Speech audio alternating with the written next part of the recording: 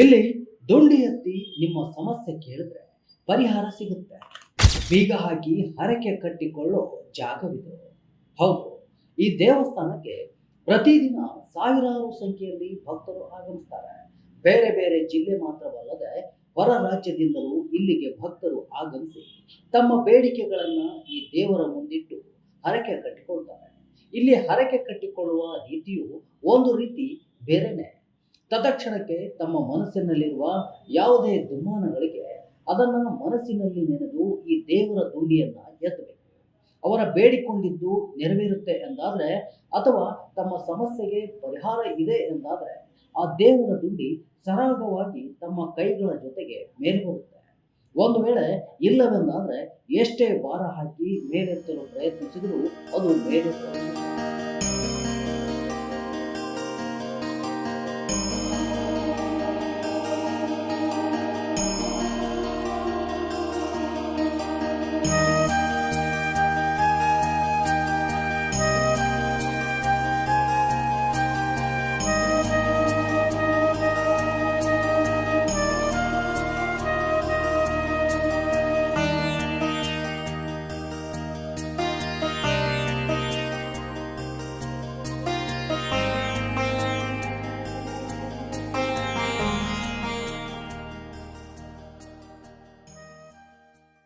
ಈ ಆಚರಣೆ ಕಂಡುಬರುವುದು ಹಾವೇರಿ ಜಿಲ್ಲೆ ಹಾನಗಲ್ ತಾಲೂಕಿನ ನಾಲ್ಕರ ಕ್ರಾಸ್ ಬಳಿಯಲ್ಲಿ. ಹೌದು, ಈ ನಾಲ್ಕರ ಕ್ರಾಸ್ ಬಳಿ ಭೂತೇಶ್ವರ ಮತ್ತು ಚೌಡೇಶ್ವರಿ ದೇವಸ್ಥಾನವಿದ್ದು ಇಲ್ಲಿ ಪ್ರತಿದಿನ ಸಾವಿರಾರು ಸಂಖ್ಯೆಯಲ್ಲಿ ಭಕ್ತರು ಆಗಮಿಸ್ತಾರೆ. ದೂರದ ಊರುಗಳಿಂದ ಬರುವವರು ಇಲ್ಲೇ ಒಂದು ದಿನ ಇದ್ದು ಉಳಿದುಕೊಂಡು ದೇವರ ಸೇವೆಯನ್ನ ಮಾಡಿ ಹೋಗ್ತಾರೆ. ಇನ್ನು ದೇವರ ಸೇವೆಗೆಂದು ದೂರದ ಊರುಗಳಿಂದ ಬಂದವರಿಗೆ, ಹೊರ ರಾಜ್ಯದಿಂದ ಬಂದಂತವರಿಗೆ ದೇವಸ್ಥಾನದ ವಸತಿ ಗೃಹಗಳ ವ್ಯವಸ್ಥೆ ಕೂಡ ಇಲ್ಲಿ ಲಭ್ಯವಿದೆ.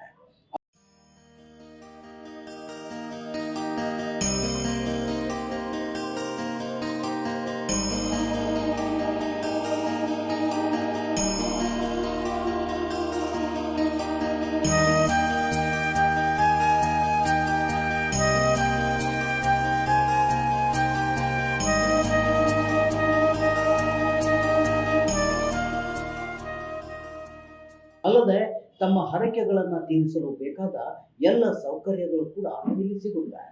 ಮೊದಲು ಚಿಕ್ಕ ದೇವಸ್ಥಾನವಾಗಿ ಕಂಡುಬಂದ ಈ ಭೂತೇಶ್ವರ ಮತ್ತು ಚೌಡೇಶ್ವರಿ ದೇವಸ್ಥಾನವು ಕಳೆದ 2-3 ವರ್ಷಗಳಿಂದಲಂತೂ ಅತಿ ಹೆಚ್ಚು ಭಕ್ತರಿಂದ ತುಂಬಿ ತುಳುಕುತ್ತಿದೆ. ವಿವಿಧ ರೀತಿಯಲ್ಲಿ ದುಂಡಿ ಎತ್ತುವುದು, ಬೀಗ ಹಾಕುವುದು, ಕೋಳಿ ಬಲಿ ಕೊಡುವುದು, ಹೀಗೆ ವಿವಿಧ ರೀತಿಯಲ್ಲಿ ತಮ್ಮ ಹರಕೆಗಳನ್ನ ಕಟ್ಟಿಕೊಳ್ಳುವ ಪ್ರತೀತಿ ಈ ದೇವಸ್ಥಾನದಲ್ಲಿದೆ. ದುಂಡಿ ಎತ್ತಿ ತತ್ಕ್ಷಣಕ್ಕೆ ತಮ್ಮ ಪ್ರಶ್ನೆಗೆ ಅಥವಾ ಸಮಸ್ಯೆಗೆ ಉತ್ತರ ಕಂಡುಕೊಳ್ಳುವುದು ಒಂದು ಕಡೆಯಾದರೆ, ಇನ್ನೊಂದು ಬೀಗ ಹಾಕುವುದು, ಇದು ಕೂಡ ಒಂದು ರೀತಿಯ ಭಕ್ತರ ಹರಕೆ.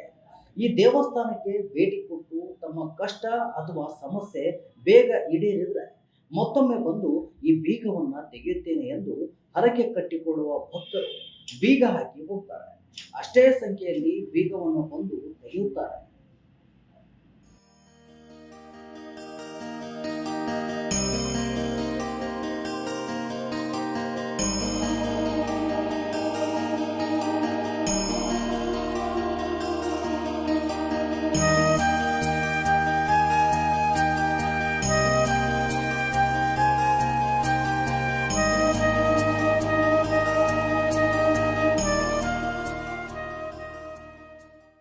ಇದು ಸತ್ಯನ? ಭಕ್ತರ ಬೇಡಿಕೆಗಳು ಹರಕೆಗಳು ಈಡೇರುತ್ತಾ ಅಂತ ನಿಮಗೂ ಒಂದು ಪ್ರಶ್ನೆ ಮೂಡಬಹುದು. ಅದಕ್ಕೊಂದು ತಾಜಾ ಉದಾಹರಣೆ ಹೇಳ್ತೀವಿ ಕೇಳಿ. ಇಲ್ಲಿ ಬರುವ ಭಕ್ತರು ಹಾಕುವ ಬೀಗಗಳು ಮತ್ತು ಅವರು ತಮ್ಮ ಸಮಸ್ಯೆ ಬಗೆಹರಿದ ಬಳಿಕ ಮತ್ತೆ ಬಂದು ಬೀಗವನ್ನ ತೆಗೆಯುತ್ತಾರಲ್ಲ, ಅದರ ಸಂಖ್ಯೆ ಎಷ್ಟಿರುತ್ತೆ ಗೊತ್ತಾ? 100 ಅಲ್ಲ, 200 ಅಲ್ಲ, 1000 ಅಲ್ಲ, 2000 ಅಲ್ಲ. ಈ ರೀತಿಯ ಭಕ್ತರು ಹಾಕಿದ ಬೀಗಗಳನ್ನು ಕ್ವಿಂಟಲ್ ಗಟ್ಟಲೆ ತೂಕಕ್ಕೆ ಹಾಕಲಾಗುತ್ತೆ ಅನ್ನುತ್ತಾರೆ ಈ ದೇವಸ್ಥಾನದ ಕಮಿಟಿಯ ರಾಜು ಗೌಡಿ. ಕರ್ನಾಟಕ, ಮಹಾರಾಷ್ಟ್ರ, ಆಂಧ್ರ, ತಮಿಳುನಾಡು, ಗೋವಾ 5 ರಾಜ್ಯದ ಭಕ್ತರು ಇಲ್ಲಿ ಸಾವಿರಾರು ಗಂಟಲೆ, ಲಕ್ಷ ಗಂಟಲೆ ಜನ ಬರ್ತಾ ಇದ್ದಾರೆ. ಮತ್ತು ಇಲ್ಲಿ ಏನು ವಿಶೇಷತೆ ಅಂದರೆ ಏನ್ರಿ, ಏನು ಜನ ಹರಕೆ ಮಾಡ್ಕೊಂಡು ಹೋಗ್ತಾರೆ. ಹರಕೆ ಮಾಡಿಕೊಂಡು ಯಾರು ಬೀಗ ಹಾಕ್ತಾರೆ, ಅವ್ರದ್ದು ಏನಾದ್ರು ಕಳುವಾಗಿರ್ತದೆ, ಏನಾದ್ರು ಆರೋಗ್ಯ ಸಮಸ್ಯೆ ಇರ್ತದೆ, ನೌಕರಿ ಸಮಸ್ಯೆ ಏನೋ ಇರ್ತದೆ, ಅವ್ರ ಬಡತನ ಇರ್ತದೆ. ಆ ಸಮಸ್ಯೆಗೆ ಅವ್ರು ಬಂದು ಹೇಳ್ಕೊಂಡು ಬೀಗ ಹಾಕ್ಕೊಂಡು ಹೋಗ್ತಾರೆ. ಅವ್ರು ಯಾರು ಕುರಿ ಬಲಿ ಕೊಡ್ತೀನಿ ಅಂತ ಹೇಳ್ಕೊಂಡು ಹೋಗ್ತಾರೆ, ಕೋಳಿ ಅಂತ ಹೇಳ್ತಾರೆ, ಹುಗ್ಗಿ ರುಚಿ ಅಡುಗೆ ಮಾಡಿ ನಾನು ಮಾಡ್ಕೊಂಡು ಹೋಗ್ತೀನಿ, ಇಲ್ಲ ದೇಣಿಗೆ ಕೊಡ್ತೀನಿ, ಇಲ್ಲ ಬೆಳ್ಳಿ ಬಂಗಾರ ಕೊಡ್ತೀನಿ. ಅವ್ರು ಏನು ಕೊಡ್ತಾರೋ ನಮಗೆ ಗೊತ್ತಿಲ್ಲ. ಅಲ್ಲಿ ಎಲ್ಲ ಸಾಕಷ್ಟು ಬರ್ತಾ ಇದೆ. ಅದು ಬೆಳ್ಳಿ ಬಂಗಾರ ಕಡಿಮೆ, ಆದರೆ ಇತರೆ ಸಾಮಾನುಗಳೆಲ್ಲ ಸಾಕಷ್ಟು ಬರ್ತಾ ಇದ್ದಾವೆ. ಅದು ಪ್ರತಿ ತಿಂಗಳ ಅದು ಚಾವಿನೇ ನಾವು ಈ ಗುಜರಿಯವರಿಗೆ ಅದನ್ನು ಕ್ವಿಂಟಲ್ ಗಂಟಲೆ ಮಾರಾಟ ಮಾಡ್ತೀವಿ. ಚಾವಿ ತೆಗೆದು ಕೆಳಗೆ ಒಗ್ದಿರೋದು. ಅಂದರೆ ಎಷ್ಟು ಲಕ್ಷ ಚಾವಿ ಅಂದರೆ ಅಷ್ಟು ಲಕ್ಷ ಭಕ್ತರು ಬಂದು ಹೋದ್ರು ಅಂತ ಆಯ್ತು. ಹಂಗೆ ಬಂದು ಹೋದ್ರು ಚಾವಿ ತೆಗೆದ್ರು ಇಲ್ಲ, ಅಷ್ಟು ಲಕ್ಷ ಭಕ್ತರದು ಕೆಲಸ ಆಯ್ತಲ್ವ.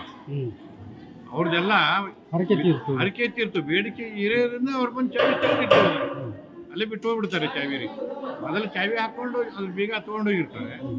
ಬಂದು ಮತ್ತೆ ಅದರದ್ದು ಕೈ ತಗೊಂಬಂದು ಅಲ್ಲಿ ಹರಕೆ ತೀರಿಸಿ ಬೀಗ ತೆಗೆದು ಅಲ್ಲಿ ಬಿಟ್ಟು ಹೋಗ್ತಾರೆ. ಮತ್ತೆ ಮತ್ತೆ ಹರಕೆ ಮಾಡ್ಕೊಂಡು ಅವ್ರು ಮಾಡ್ಕೊಂಡು ಹೋಗ್ತಾರೆ. ನೀವು ನೋಡ್ತಾ ಇದ್ದೀರಿ ಲಕ್ಷಗಟ್ಟಲೆ ಚಾವಿಗಳನ್ನು ಹಾಕಿದ್ದಾರೆ.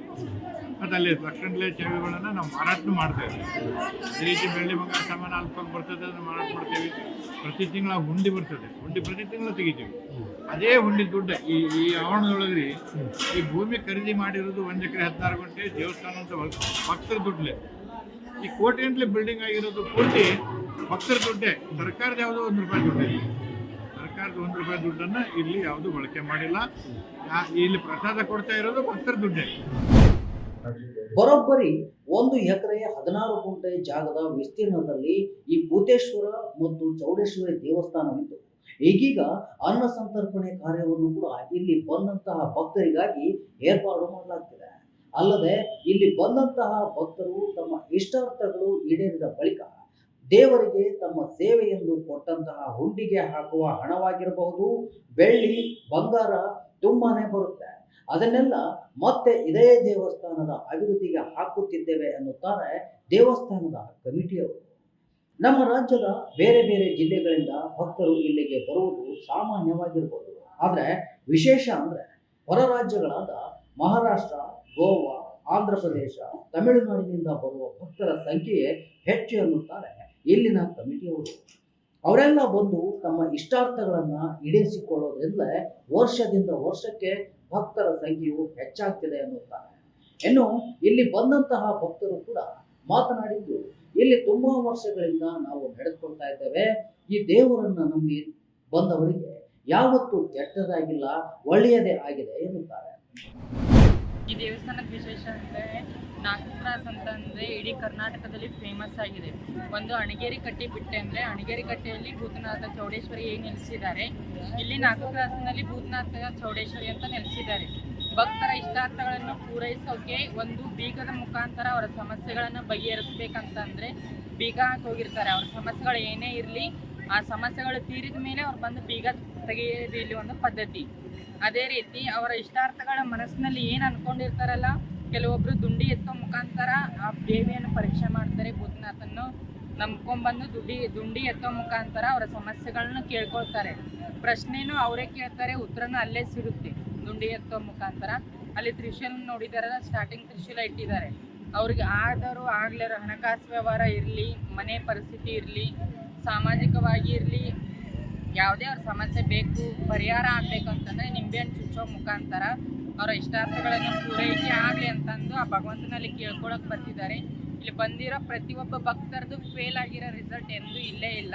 ನಂಬಿದವ್ರನ್ನ ಕೈ ಹಿಡ್ಕೊಂಡಿದ್ದಾನೆ. ಮುಂದೆ ಕೈ ಹಿಡಿದು ಕರ್ನಾಟಕದಲ್ಲಿ ಎತ್ತರ ಸ್ಥಾನದೊಳಗೆ ಇದು ದೇವಸ್ಥಾನ ಇವತ್ತೆಲ್ಲ ನಾಳೆ ಇನ್ನೂ ಇಂಪ್ರೂವ್ಮೆಂಟ್ ಆಗುತ್ತೆ. ಕನ್ನಡ ನಾಡಿನಲ್ಲಿ ಇಲ್ಲಿ ಮಹಾರಾಷ್ಟ್ರದಿಂದನೂ ಬರ್ತಿದ್ದಾರೆ. ಇಲ್ಲಿ ಜಾತೀಯತೆ ಅನ್ನೋದಂತೂ ಈ ದೇವಸ್ಥಾನದಲ್ಲಿ ಇಲ್ಲ. ನಾವು ಹಿಂದೂಗಳನ್ನೂ ನೋಡ್ಬೋದು, ಇಲ್ಲಿ ಮುಸ್ಲಿಮ್ಸ್ನೂ ನೋಡ್ಬೋದು. ಇಲ್ಲಿ 70% ಕರ್ನಾಟಕರು ಬಂದರೆ, ಹಿಂದೂ ಬಂದೆ ಅಂದರೆ 20% ಇಲ್ಲಿ ಮುಸ್ಲಿಮ್ಸ್ ಬರ್ತಿರ್ತಾರೆ. ಇನ್ನು ಆ ಜಾತಿ ಈ ಜಾತಿ ಅಂತಂದು ಭೇದ ಭಾವ ಇಲ್ಲ. ಮೊದಲಿನ ಅನ್ನಪ್ರಸಾದ ಇರ್ತಿಲ್ಲ, ಈಗ 2-3 ತಿಂಗಳಾಯ್ತು ಅನ್ನಪ್ರಸಾದ ಆಗ್ತಿದೆ. ಇವತ್ತೆಲ್ಲ ನಾಳೆ ಇನ್ನೂ ಕಲ್ಯಾಣ ಕಾರ್ಯಕ್ರಮಗಳು ಈ ತಂದೆಯಿಂದ ನಡೆಯುತ್ತೆ ಅಂತಂದು ಆ ತಂದೆಯಿಂದ ನಾವು ಒಂದು 4 ರೂಪಾಯಿ ಕಂಡಿದ್ದೇವೆ. ಹಾಗೆ ಅವರಿಂದ ನಮಗೂ ಒಂದು 4 ಕಷ್ಟ ದೂರ ಆಗಿದೆ. ಈಗ ಮನುಷ್ಯರು ನಂಬಿದ್ರೆ ನಾವು ಕೆಡ್ಬೋದು, ಭಗವಂತ ನಂಬಿದ್ರೆ ಎಂದೂ ಕೆಡಕ್ಕಾಗೋದಿಲ್ಲ ಅನ್ನೋ ಸಾಕ್ಷಿ ಅಂದರೆ ಇವನೇ. ಒಟ್ಟಿನಲ್ಲಿ ಕಷ್ಟ ಎಂದು ಬಂದವರಿಗೆ ಕೈ ಹಿಡಿದು ಕಾಪಾಡೋ ಈ ದೇವಸ್ಥಾನ ಸದ್ಯ ಹಾವೇರಿ ಜಿಲ್ಲೆಯಲ್ಲಿ ದೊಡ್ಡ ಮಟ್ಟದಲ್ಲಿ ಪ್ರಸಿದ್ಧಿಯನ್ನ ಪಡೆದುಕೊಂಡಿದ್ದು, ಇಲ್ಲಿಗೆ ಬಂದಂತಹ ಭಕ್ತರ ಸಮಸ್ಯೆಗಳೆಲ್ಲ ಬಗೆಹರಿಯುತ್ತೆ ಅನ್ನೋ ನಂಬಿಕೆಯಂತೂ ಗಾಢವಾಗಿದೆ. ನೀವು ಕೂಡ ಫ್ರೀ ಇದ್ದಾಗ ಅಥವಾ ಫ್ರೀ ಮಾಡಿಕೊಂಡು ಒಂದು ಬಾರಿ ಈ ಭೂತೇಶ್ವರ ಮತ್ತು ಚೌಡೇಶ್ವರಿ ದೇವಸ್ಥಾನಕ್ಕೆ ಭೇಟಿ ಕೊಟ್ಟು ದೇವರ ದರ್ಶನವನ್ನ ಪಡೆದು ಪುನೀತರಾಗುವುದಕ್ಕೆ ಸಮಯ ಕೊಡಿ. ಈ ವಿಡಿಯೋ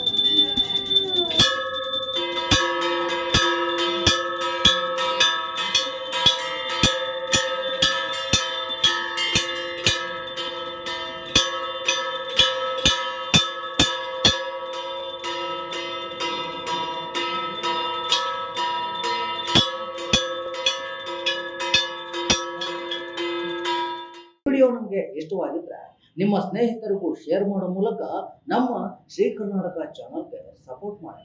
ತಪ್ಪದೆ ಸಬ್ಸ್ಕ್ರೈಬ್ ಆಗೋ ಮೂಲಕ ಈ ರೀತಿಯ ವಿಡಿಯೋಗಳನ್ನು ಪಡೆಯಿರಿ.